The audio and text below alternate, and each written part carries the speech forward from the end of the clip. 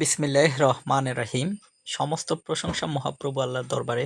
প্রিয় ভিউয়ার্স, ২০২৪ সালের বন্যা ইতিহাসের অন্যতম একটা ভয়াবহ বন্যা। এই বন্যায় ফেনী, নোয়াখালী, লক্ষ্মীপুর, কুমিল্লা সহ অনেক অঞ্চল পানির নিচে প্লাবিত হয়ে গেছে। বিপদসীমার উপরে পানি অতিক্রম করছে। অনেকের ঘর বাড়ি সব কিছু পানির নিচে তলিয়ে গেছে।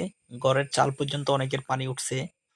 এই মহামারী, এই বন্যা, অনেকেই বলছেন, মুরব্বী সম্প্রদায় যারা আছেন তারা বলছেন ৮৮, ৯৮, ২০০৪ বা পরবর্তী বন্যাগুলাও ওনারা দেখেছেন। তবে এবারের বন্যা নাকি অনেক ভয়াবহ ছিল। আহ, খুব বেশি পানির জোয়ার ছিল এবং ক্ষয়ক্ষতির পরিমাণ অনেক বেশি। সাধারণ মানুষের যারা একেবারে অসহায়, পানির নিচে ঘরবাড়ি তলিয়ে গেছে, তারা খুব মানবেতর জীবনযাপন করছেন। একটু নিরাপদ আশ্রয়ের জন্য মানুষরা তাদের সন্তানদেরকে নিয়ে কোথায় উঠলেই একটু ভালো থাকবেন সেই চেষ্টা করছে। অনেক স্বেচ্ছাসেবী দল এগিয়ে আসছেন ত্রাণ নিয়ে।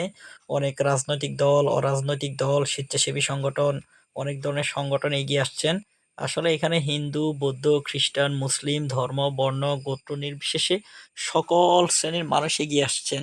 তো ধন্যবাদ জানাচ্ছি এমন একটা সমৃদ্ধির বন্ধন বাংলাদেশ, যেখানে আসলে এরকম একটা বিপদে, এরকম একটা দুর্যোগে সকল শ্রেণীর মানুষ ছুটে আসছেন প্রত্যন্ত অঞ্চল থেকে এই জেলাগুলোর মানুষের পাশে দাঁড়ানোর জন্য।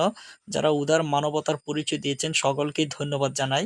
আহ ধন্যবাদ জানাচ্ছি সকল ডোনেট যারা করছেন এই প্রাকৃতিক দুর্যোগে, যারা অর্থ দিয়ে, শ্রম দিয়ে, শরীর দিয়ে সাপোর্ট করছেন, তাদের সবাইকে ধন্যবাদ জানাই। তো মহাপ্রভু আল্লাহর কাছে আমরা প্রার্থনা করি এই ধরনের দুর্যোগ না আসুক। দেখুন, ঘরের একেবারেই এই সামনে দাঁড়িয়েই ভিডিও করছি, সেখানে অনেক দূর পানি। তো আল্লাহ রাব্বুল আলামিন আমাদের সকলকে এই ধরনের প্রাকৃতিক দুর্যোগ, বন্যা, ঘূর্ণিঝড়, যে ধরনের দুর্যোগই হোক না কেন, আল্লাহ রাব্বুল আলামিন আমাদের সকলকে হেফাজত করুক। আমরা চাই পানিগুলা কমে যাক দ্রুত, স্বাভাবিক মানুষ আবার তাদের স্বাভাবিক কার্যক্রমে ফিরে আসুক, পৃথিবীটা আবার আগের মতোই স্বাভাবিক হয়ে উঠুক, মানুষ কর্মে ফিরে যাক। এই ক্ষতি এড়ানো কোনোভাবেই সম্ভব না, অনেক দুর্যোগ তো, অনেক বেশি পানি উঠছে। তো সবকিছু মিলে ধন্যবাদ জানাচ্ছি এই যে সমস্ত মানুষেরা ত্রাণ নিয়ে, অর্থ নিয়ে, বিভিন্ন স্বেচ্ছাসেবী প্রতিষ্ঠান, অঙ্গ সংগঠনের মানুষেরা এগিয়ে আসছেন। সবাইকে ধন্যবাদ, ভালো থাকবেন।